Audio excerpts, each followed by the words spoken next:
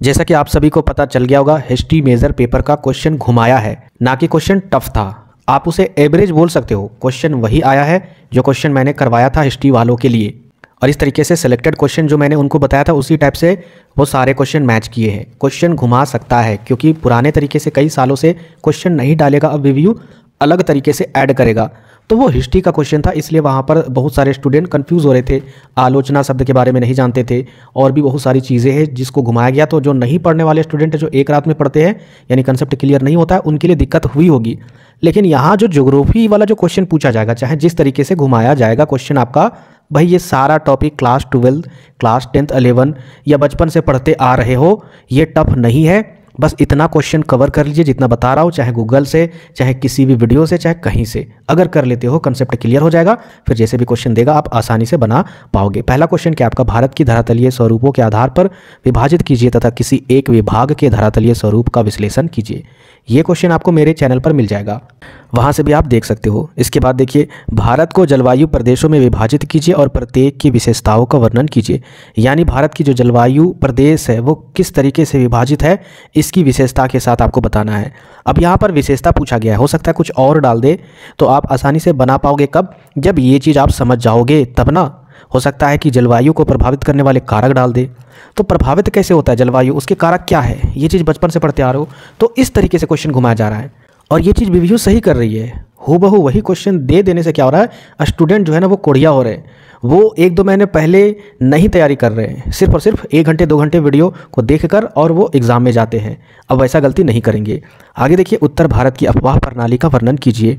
इसके बाद देखिए, भारत में हरित क्रांति के प्रभावों की समीक्षा कीजिए। अच्छा, ये जो क्वेश्चन मैं आपको बता रहा हूँ ये टफ वाले क्वेश्चन नहीं है, आसान वाले क्वेश्चन है, जिसे 1 से 2 बार अगर वीडियो को देखिएगा बहुत ही आसान तरीके से याद हो जाएंगे। इसके बाद देखिए नेक्स्ट क्वेश्चन, भारत के प्रमुख प्राकृतिक वनस्पतियों का संक्षिप्त में वर्णन करें।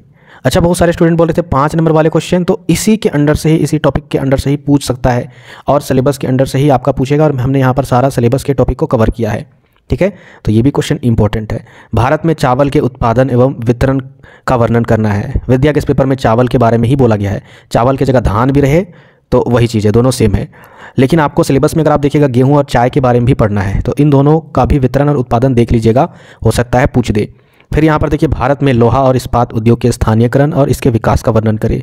ये सारे क्वेश्चन आसान भाषा में आप आसानी से याद कर सकते हो। ये देखिए 8 नंबर।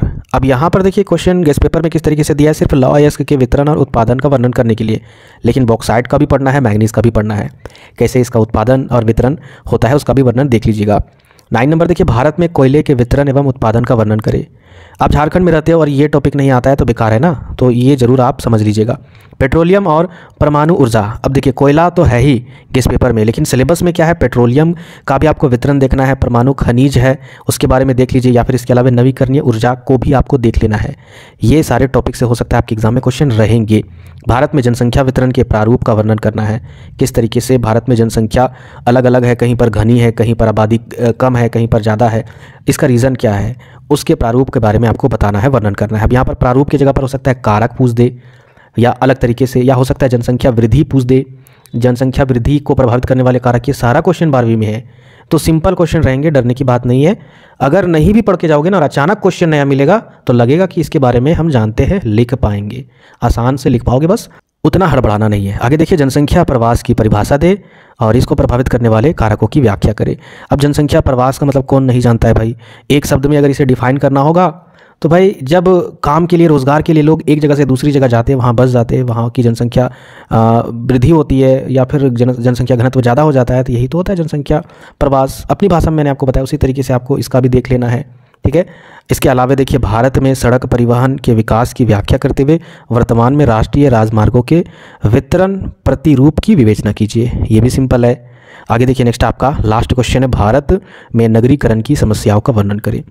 तो इतने क्वेश्चन अगर आप, टोटल जो 15 क्वेश्चन मैंने आपको बताया, 15 से 16 क्वेश्चन, ये क्वेश्चन अगर आप कवर कर लेते हो, क्योंकि कुछ क्वेश्चन आपका कवर अप हो चुका होगा, तो 7 से 8 क्वेश्चन अगर आपका बचा होगा, किसी का 5 क्वेश्चन बचा होगा, किसी का 4 क्वेश्चन बचा होगा, किसी का सारा हो गया होगा, तो रिवीजन कर लीजिएगा। उसके बाद देखिएगा कि कल आपका क्या होगा एग्जाम सेंटर में, आसानी से बना पाओगे।